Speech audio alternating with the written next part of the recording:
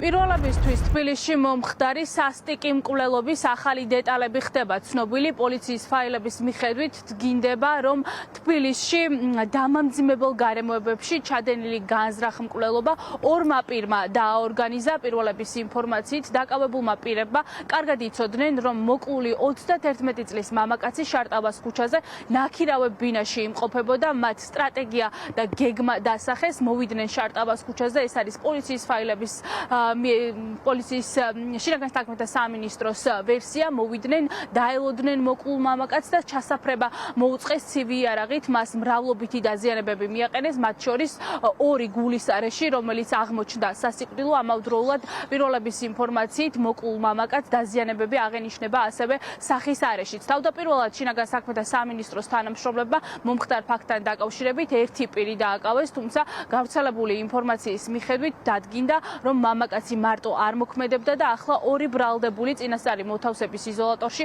ბრალის ოფიციალურად წარდგენას ელოდება. მათ დანაშაულის დამტკიცების შემთხვევაში 20 წლამდე ან უვადო პატიმრობა ემუქრებათ. ადგილობრივები პირველებთან საუბრისას ამბობენ, რომ ადგილზე გვიან ღამემდე მუშაობდნენ ძალოვანი უწყების თანამშრომლები. ადასტურებენ იმ ინფორმაციასაც, რომ მოკლულ მამაკაცს შარტავას ქუჩაზე ნაქირავები ჰქონდა ბინა და იციან ისიც, რომ კაცს ცივი იარაღით უმძიმესი დაზიანებები მიაყენეს.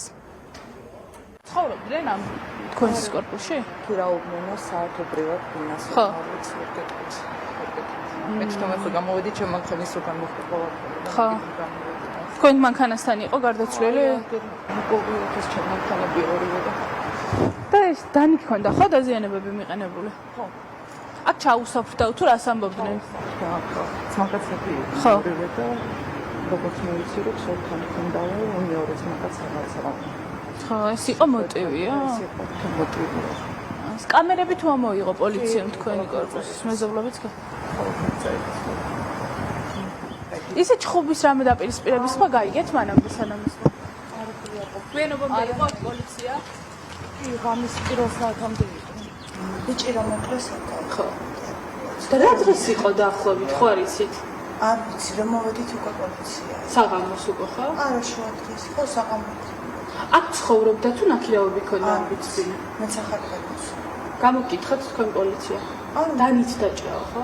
არ ვიცი, ქალბატონი, მართლა არ ვიცი. ჩხუბზე რამე ხო არ გაგიგიათ ხო?